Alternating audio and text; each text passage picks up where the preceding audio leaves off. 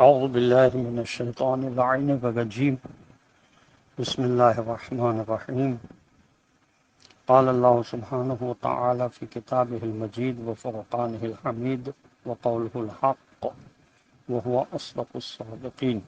بسم الله الرحمن الرحيم. أمن هو قانت آناء الليل ساجدا وقائما يحذر الآخرة ويرجو رحمة ربه.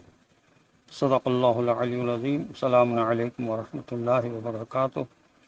اللہ تبارک و تعالیٰ کا شکر ہے کہ آج بھی میں علی احمد کراچی سے تاج العلماء مولانا محمد نقی نجفی علی اللہ مقامہ کا پوتا آپ کی خدمت میں حاضر ہوں درس نمبر 43 کے سلسلے میں اور 12 فروری کے سلسلے میں.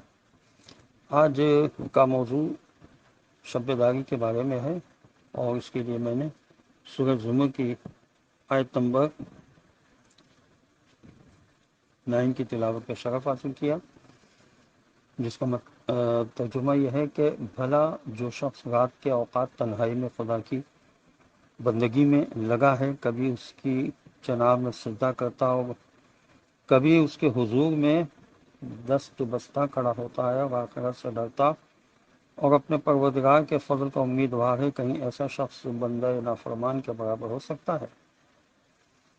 تو اس سلسلے میں شب داری کے بارے میں کچھ احادیث مختلف کتابوں سے پیش کی جا رہی ہیں. روضۃ الواعظین میں یہ حدیث ہے کہ میری امت کے معزز لوگ وہ ہیں جو حاملین قرآن ہیں اور راتوں کو بیدار رہ کر عبادت بجلانے والے ہیں. ہماری شیخ صدوق میں یہ حدیث ہے کہ آدمی کی شرافت راتوں کو کھڑے ہو کر عبادت کرنے میں ہے اور اس کی عزت لوگوں سے بے نیازی میں ہے. اسی کتاب میں یہ حدیث بھی ہے کہ حضرت سلیمان علیہ السلام کی والدہ نے آپ کو نصیحت کی کہ رات کو زیادہ سونے سے پرہیز کرو، کیونکہ راتوں کو زیادہ سونا قیامت کے دن آدمی کو فقیر اور محتاج بنا دیتا ہے. جواہر السنیہ میں یہ حدیث ہے کہ جب رات کا آخری وقت آتا ہے تو خدا تعالیٰ فرماتا ہے کوئی دعا مانگنے والا جس کی دعا قبول کروں، ہے کوئی مانگنے والا جسے عطا کروں، ہے کوئی مغفرت طلب کرنے والا جس کی مغفرت کروں، ہے کوئی توبہ کرنے والا جس کی توبہ قبول کروں. اور طرائف الحکم میں یہ حدیث ہے کہ کوئی بندہ جو کچھ رات کے گزرنے کے بعد اٹھ کر 2 رکعت بجا لائے اور اپنے سجدوں میں 40 مومن بھائیوں کا نام اور ان کے باپوں کا نام لے کر صرف ان کے لیے دعا کرے اور خدا وند عالم سے اور کچھ نہ مانگے تو خدا وند عالم اسے عطا فرماتا ہے. یہ حدیث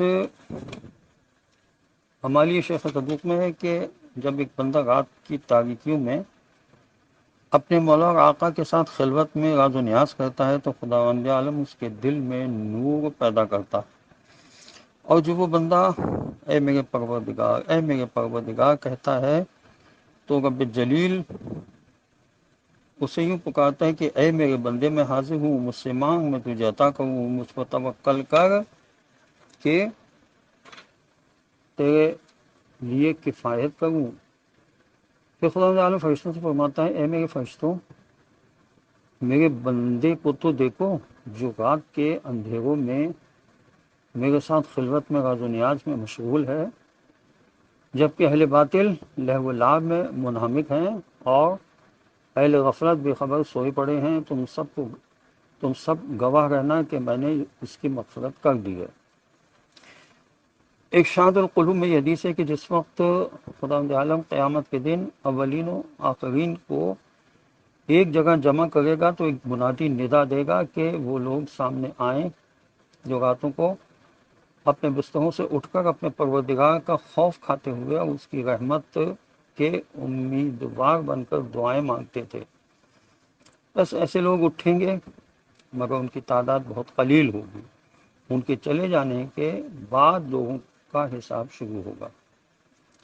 خصال شیخ صدوق میں یہ حدیث ہے کہ 3 موقعوں پر شب داری درست ہے: تلاوت قرآن میں، اصول علم کے لیے اور شب عروسی میں.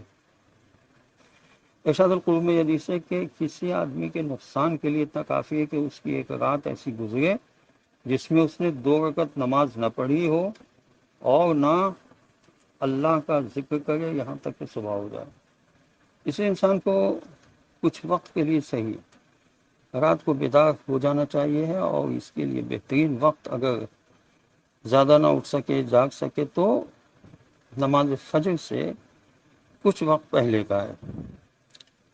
ایسے وقت میں جب انسان دعا کرتا ہے تو وہ دعا قبول ہوتی ہے۔ بارگاہ احدیت میں جو بھی دعا مانگی جائے، خاص طور سے رزق کے لیے، اور صرف اپنے ہی لیے نہیں بلکہ دیگر مومنین کے وسعت رزق کے لیے بھی دعا مانگی جائے تو خدا اس دعا کو قبول فرماتا ہے۔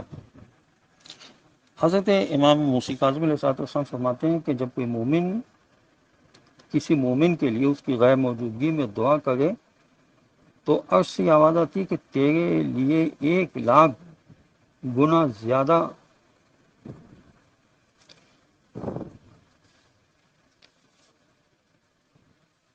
یہی دعا موجود ہے۔ یعنی مولا کائنات علی بن ابی طالب علیہ السلام اور حضرت امام محمد باقر علیہ السلام سے روایت ہے اس کی وضاحت میں کہ تمہیں لازم ہے کہ اپنے مومن بھائی کے لیے اس کے پاس پردہ اسے پاس پشت دعا مانگو، کیونکہ اس سے رزق میں فراوانی ہوتی ہے۔ جیسا کہ خاتون جنت سلام اللہ علیہا رات کو جب عبادت کرتی تھی تو اپنے پڑوسوں کے لیے پہلے دعا مانگتی تھی، تو امام حسن علیہ السلام فرماتے تھے کہ اماں آپ اپنے لیے دعا نہیں کر رہی ہیں پڑوسوں کے لیے، تو آپ فرماتی تھی کہ پہلے پڑوسی اور پھر خود، یعنی پہلے دوسروں کے لیے دعا مانگو پھر اپنے لیے۔ اور دسترخوان کی جھاڑن کو کھانا یہ بھی وسعت رزق کے لیے بہترین ہے۔ حدیث میں منقول ہے کہ دسترخوان کی جھاڑن کا کھانا جو لوگ جھاڑتے ہیں اور اس میں کھانا بچا رہ جاتا ہے تو اس کو